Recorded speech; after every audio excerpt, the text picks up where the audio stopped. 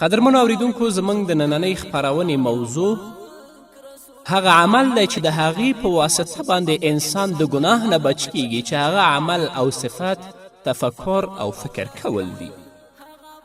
الله رب العزت په خپل کلام کې فرمایي: اعوذ بالله من الشیطان الرجیم ان فی خلق السماوات والارض واختلاف الليل والنهار لآیات لأولی الألباب الذين يذكرون الله قياما وقعودا وعلى جنوبهم ويتفكرون في خلق السماوات والأرض ربنا ما خلقت هذا باطلا سبحانك فقنا عذاب النار. الله رب العزت فرمایی: بېشکه په پیدایښت د آسمانونو کې، همدارنګه په پیدایښت د ځمکې کې، همدارنګه په اختلاف د شپې او ورځ کې، چې کله شپه لویه او کله ورځ لویه، خامخا د عقلمندو او هوښیارو خلکو لپاره د الله د وجود او قدرت دلایل دي. هغه هوښیاران څوک دي؟ هغه هوښیاران چې په ولاړه، په ناسته، په اړخونو باندې د پریوتو په حالت کې الله یادوي، هغه هوښیاران دي. او د آسمانونو او ځمکې په پیدایښت کې فکر او غور کوي، او چې کله د الله رب العزت په مخلوقاتو کې فکر او غور وکړي، د آسمان په پیدایښت کې غور وکړي، د آسمانونو په پیدایښت کې، همدارنګه د ځمکې په پیدایښت کې غور او فکر وکړي، نو بیا وایي چې ای زموږ پروردګاره، دا د عبث نه دي پیدا کړي، پاکي د تا لره، پس موږه د دوزخ له اور څخه وساتي.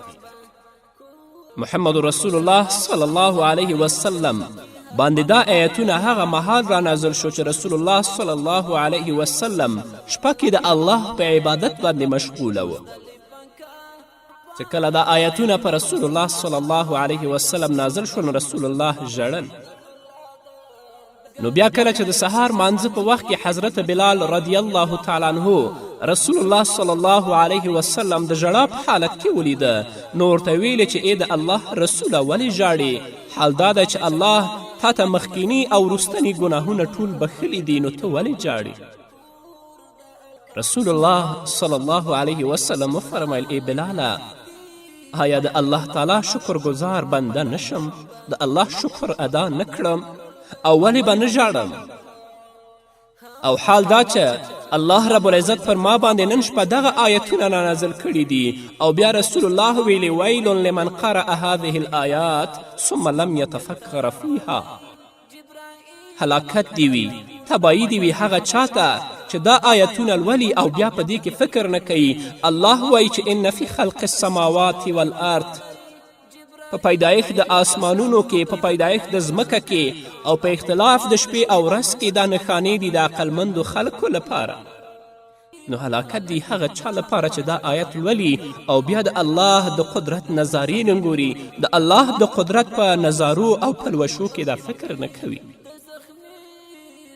نو واقعا د الله په قدرتونو کې فکر، د الله په مخلوقاتو کې فکر، د الله رب العزت په هغه اشیاو کې چې رب العزت پیدا کړي دي فکر، نو دا انسان واقعا د ګناه نه ساتي.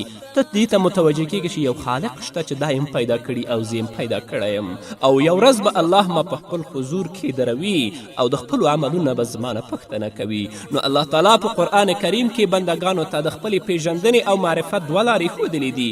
یوه لاره چې د الله رب العزت په مخلوقاتو کې فکر کول، لکه څرنګه چې دا آیتونه مخ تاسو ته ولستل، الله په هغه کې ذکر کړي دي. او بل دا چې د هغه د کتاب په آیتونو کې فکر او غور کول، لکه چې الله فرمایي: افلا یتدبرون القرآن، پس ولې دوی په قرآن کریم کې تدبر او فکر او غور نه کوي؟ او په بل ځای کې فرمایي: کتاب انزلناه الیک لیدبروا آیاته ولیتذکر اولو الالباب. دغه کتاب قرآن کریم چې تا ته مې نازل کړی ای پیغمبره، دا مبارک او ګټه لرونکی دی، تر څو خلک د هغه په آیتونو او دلایلو کې فکر او غور وکړي. خو موږ هیڅکله نه د الله په مخلوق کې فکر او غور وکړ، او نه د الله د کتاب او د آیتونو په لوستلو کې موږ فکر او غور وکړ. اول خو موږ د الله رب العزت کلام تلاوت نشو کولی، په هغه باندې نه پوهیږو، او که لولو د هغه په ترجمه نه پوهیږو، او که په ترجمه پوهیږو نو بیا موږ په هغه کې فکر او غور نه کوو چې الله موږ ته څه ویلي دي او موږ په کومې روان یو. نن چې موږ په ګناهونو کې اخته یو، په بدو کې اخته یو، دا ټول د دې وجې نه چې موږ د الله د قدرت نظارې او د هغه د قدرت په لوشو کې تو څه فکر او غور نه دی کړی چې دا ځمکه چا پیدا کړې، دا اسمانونه چا پیدا کړي. الله په کلام کې څه ویلي دي؟ یو ورځ به د الله حضور ته درېږم، الله به د خپلو عملونو چې ما کړي په دنیا کې ما نه به پوښتنه کوي، هم د بد او د نیک. دا فکر موږ هیڅکله هم نه دی کړی. الله رب العزت دې موږ ته د تفکر او د فکر توفیق راکړي چې د دې په واسطه باندې الله موږ د ګناهونو نه بچ کړي. د الله رب العزت په کائناتو کې، د الله رب العزت په مخلوقاتو کې فکر او غور کول د عبادت یو نوع عبادت دی، د عبادت یوه برخه ده چې له دې لارې انسان حق ته رسیږي او یا یې په نفس کې حق لا پسې زیات پیاوړی کیږي. د رسول الله صلی الله علیه وسلم یو صحابي فرمایي ان ضیاء الایمان او نور الایمان التفکر، بېشکه د ایمان رڼایي او یا د ایمان نور په تفکر او فکر کولو کې دی. امام حسن بصری رحمه الله فرمایي تفکر ساعت خیر من قیام لیله، یو ساعت فکر او غور کول د الله په کائناتو او مخلوقاتو کې د شپې ودرونې نه، یعنی د نفلي او د تهجد منځونو نه ډیره بهتره ده. همدارنګه بشر بن حارث الحافي رحمه الله فرمایي لو تفکر الناس فی عظمت الله تعالی لما عصوه، که چیرې خلکو د الله تعالی په لویي کې فکر او غور کړی وی نو د هغه نافرماني به یې نه وی کړې، خو موږ هیڅکله غور ونه کړو.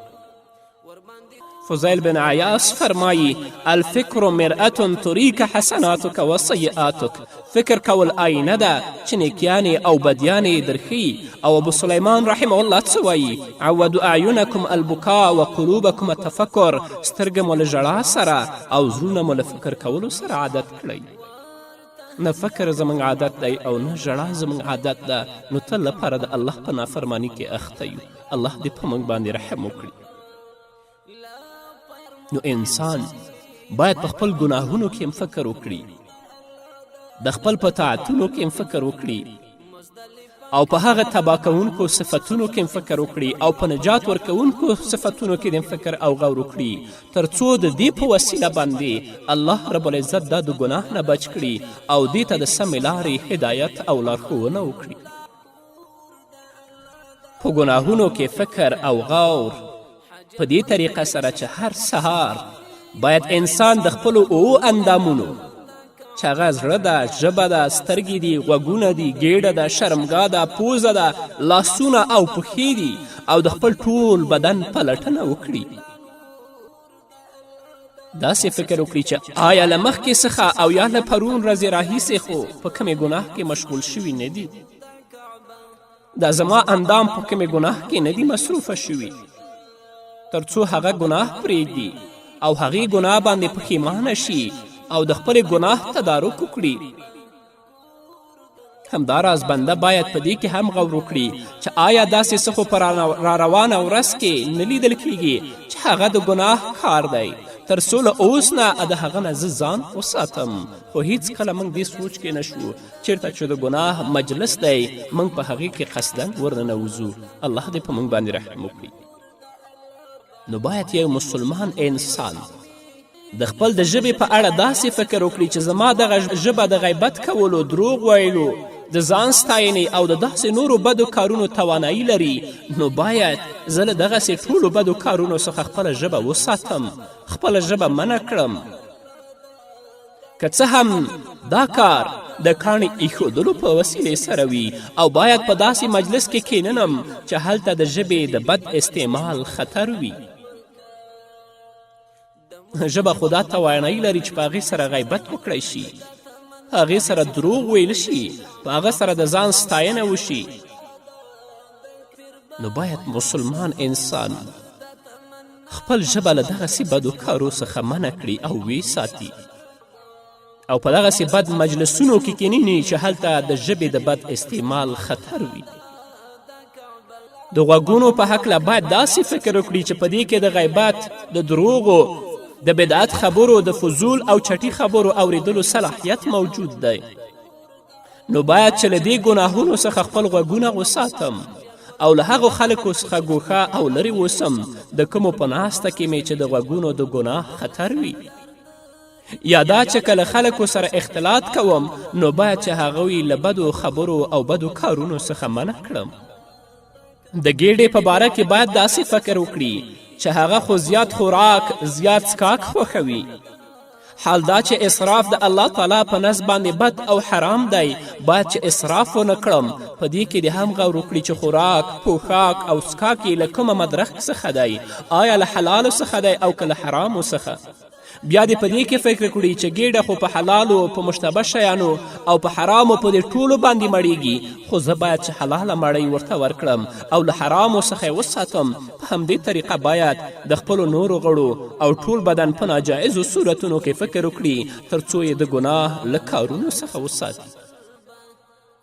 موږ نه خپل ژبې ته متوجه شو چې څه وایو په ژبه باندې. آیا غیبت کوو په ژبه باندې؟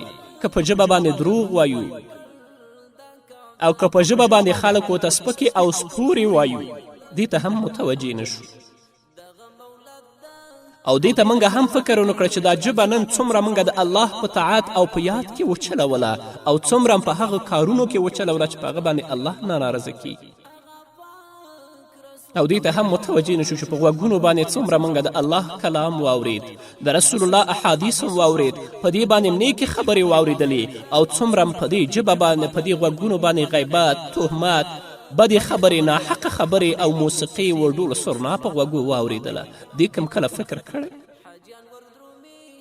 او دا ژبه او دا غوږونه به د آخرت په ورځ په تا باندې د الله په حضور کې شاهدي درکوي. هلته به بیا تا لپاره د تیښتې لاره هم نه وي. خپل ځان ته او خپلو اولادونو ته خو خوراک راوړو او دې ته لا متوجه شوي نه چې آیا دا حلال دی او که دا حرام دی. خپله ګیډه خو ډکوو خو دې ته متوجه نه چې دا حرام دی او که دا حلال دی. هغې ګیډې ته چې حرام ورننوځي د هغه توبه د الله په دربار کې نه قبلیږي. دې ته لا متوجه شوي نه یو، فکر هم نه دی کړی. نو هغه انسان چې هغه په خپلو اندامونو کې او په خپلو ګناهونو باندې تفکر او فکر وکړي، نو هیله ده چې هغه انسان د ګناه نه بچ شي او د هغه عاقبت او پایلې وسنجوي. قدرمنو اورېدونکو، د خپرونې په دې وخت کې راځو لنډې دمې ته. دمې نه وروسته زموږ خپرونه دوام لري، په دې هیله چې تاسو هم زموږ ملتیا وکړئ. قدرمنو اورېدونکو، بیا هم تاسو ته ښه راغلاست وایم، په دې هیله چې تاسو تر دې دمه زموږ ملتیا کړې وي. همدارنګه باید مسلمان انسان په خپلو طاعتونو کې فکر وکړي، په خپلو عباداتو کې فکر وکړي. لومړی باید په فرایضو کې غور وکړي چې څرنګه دا فرایض دي ادا کړي دي. آیا کوم کمای او زیاتی پکې کړی دی؟ خو مونځ موږ دپاره عادت ګرځېدلی کوو، یو خو دې ته متوجه نه شو چې دا مونځ ما څنګه وکړه، دا کومه اودس چې ما لمانځه دپاره وکړه، د اودس په کومه طریقې سره ما وکړه. بیا د خپلو غړو په طاعتونو کې د فکر وکړي تر څو د الله تعالی د خوښي مطابق استعمال کړي. د مثال په توګه داسې د فکر وکړي چې سترګه الله د دې دپاره پیدا کړې ده چې په ځمکه او آسمانونو کې د الله تعالی د پادشاهي او د هغه د وجود او قدرت دلایلو ته ورباندې وګورم، د الله تعالی کتاب او د محمد رسول الله صلی الله علیه وسلم ارشادات پې مطالعه کړم، او د ژبې په اړه د دا فکر وکړي چې څرنګه کولی شم د الله تعالی لارې ته د خلکو په رابللو او د خیر کارونو ته په ترغیب ورکولو کې د خپل ژبه استعمال کړم. بیا په ټولو هغو لارو چارو کې فکر او غور وکړي چې د الله تعالی طاعت ته رسونکي دي، او بیا پکې په اخلاص سره د ځان مشغول کولو فکر وکړي. خو موږ لا دې ته متوجه شوي نو چې د ژبه باندې ما څومره حرام ویل، څومره مې دروغ ویل، څومره مې غیبت وکړه، او آیا په دې باندې ما د الله کلام ولست، د رسول الله ارشادات مې ولستل، او خلک مې څومره په دې ژبه باندې نیکو کارونو طرف ته راوبلل، او زما په ژبه باندې څومره خلک په هلاکت کې وغورځېدل. په دې سترګه باندې تا څومره د الله مخلوقاتو او کائنات نظاره کړل و دې کتل، د الله د قدرت نظارې او پلوشې دې وکتلې، او څومره دې په دې باندې حرام وکتل. د الله کلام ته 2 دقیقې کتلی نشي، خو چې کله مزخرف سریالونه یا هغه تباه کوونکي فلمونه چې تا او ستا کورنۍ هلاکت طرف ته راکاږي سبا پورې ناستې او ورته ګوري، د دې سترګې نعمت پوښتنه به الله تا نه کوي او که به یې نه کوي. نو په طاعتونو کې فکر کول انسان د الله عبادت طرف ته هڅوي او انسان د الله رب العزت د نافرمانی نه بچ کوي. الله دې موږ ته توفیق راکړي. همدارنګه انسان باید په خپل تباه کوونکو صفتونو کې فکر او غور وکړي. دغه صفتونه چې ځای د انسان زړه دی، لکه د شهوت غلبه، غصه کول، بخل او لویی کول، په ځان او عمل باندې ویاړېدل، ځان ښودنه، حسد کول، بدګماني، غفلت، مغرورتیا او داسې نور. نو بنده باید چې په خپل زړه سره د دې صفتونو د پلټنې په فکر کې مشغول شي. که چیرې دا یې ګمان شو چې زړه مې د دې صفتونو څخه پاک دی، نو بیا دې د هغې په امتحانولو او ازمایلو کې فکر وکړي تر څو ورته څرګنده شي چې زړه یې ورڅخه پاک دی او که اشتباه یې کړې ده. د امتحان طریقه یې داسې ده که تا ته دا ګمان وي چې زما زړه له کبر څخه پاک دی او تواضع او عاجزي زما په زړه کې پرته ده، نو بازار ته لاړ شه او هلته یو ګیډۍ لرګي یې په شا کړه تر څو معلومات درته وشي. دغسې تجربې زموږ نیکانو ډېرې زیاتې کړي. او که چیرې بنده په خپل ځان کې د کوم بد صفت احساس وکړي، نو د هغې په له منځه وړلو کې د فکر وکړي چې دا بد صفت خو زما په وجود او زما په بدن کې پیدا شوی، دا څنګه له ځانه لرې کړم. د مثال په توګه یو سړی په خپل عمل باندې ویاړي او دا مهلک صفت دی چې په دې کې ریا او سمعت راغی، الله ستا عمل بیا نه قبلوي. نو د دې مهلک صفت په لمنځه وړلو کې باید دا فکر وکړي چې عمل کول زما د بدن کار دی او زما په اختیار سره کیږي. عمل کول زما د بدن کار دی او زما په اختیار سره کیږي، خو دا هر څه د الله تعالی په پیدایښت او د هغه په فضل سره شوي دي. ځکه چې د عمل دغه غړي او زما دغه توانایی، اراده او حرکت دا ټول هغه پیدا کړي دي او د هغه اراده پکې شامله ده. نو ولې په خپل عمل یا په خپل ځان باندې فخر او ویاړ وکړم؟ حال دا چې زما ځان خو په مستقله توګه دا هر څه نه دي کړي، دا د الله په توفیق سره شوي دي. نن زموږ که هر کارونه دي ټول په غفلت سره کیږي، د هغه د حقیقت او د هغه د پایلو نه هیڅکله موږ خبر هم نه یو. انسان باید په هغه نجات ورکوونکو صفتونو کې هم فکر وکړي. نجات ورکوونکي صفتونه هم په زړه پورې اړه لري. توبه ویستل، په ګناه باندې پښیمانتیا، په مصیبت باندې صبر، په نعمت باندې شکر او ژوند کول، د ویرې او د امید په منځ کې له دنیا څخه بېرغبتي، د الله رب العزت په طاعت او عبادت کې اخلاص او رښتینولي، د الله سره محبت، د الله تعظیم، د هغه په کارونو کې خوښي او رضایت، الله طرف ته میلان او شوق او الله طرف ته عاجزي او تواضع. دا هغه نجات ورکوونکي صفتونه دي چې په چا کې موجود شو، هغه د الله د عذاب نه ساتي، د الله د نافرماني نه ساتي. نو باید چې په دې نجات ورکوونکي صفتونو کې هم فکر او غور وکړي. انسان دی هر ورځ له ځان سره فکر او غور وکړي چې آیا د الله تعالی د قرب او نږدېوالي کوم داسې صفت شته چې زما په زړه کې نه وي.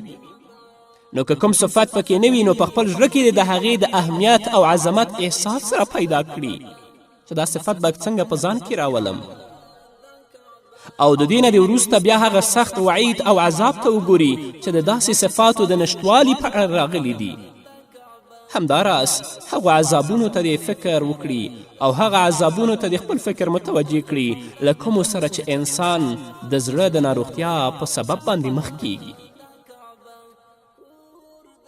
او کله چې بنده د عمل په علم کې د دغسې فکر او غور کولو میدان وپېژندلو، بیا ورته پکار دی چې سهار او بیګا هغه د خپل عادت وګرځوي او د هغه څخه غافله نشي، تر څو بد صفتونه له زړه څخه وباسي او په زړه کې نیکو صفتونو ته ځای ورکړي. که نور وخت نه وي، په هغه وخت کې چې انسان شپې ویده کیږي او سر په بالښت باندې ږدي، په هغه وخت کې دا فکر وکړي چې څومره بد صفات زما په بدن کې دي او څومره نیک صفاتونه زما په بدن کې دي.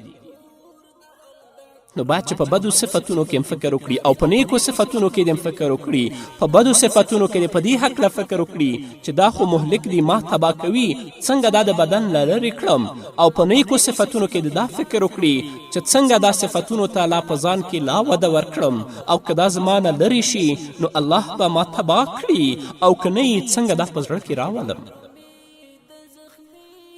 الله رب العزت دې په موږ باندې رحم وکړي. قدرمنو اوریدونکو، د آخرت په ورځ به الله زموږ د خویندو، زموږ د میندو او زموږ د مرونو او د پلرونو نه ټولو نه پوښتنه کوي.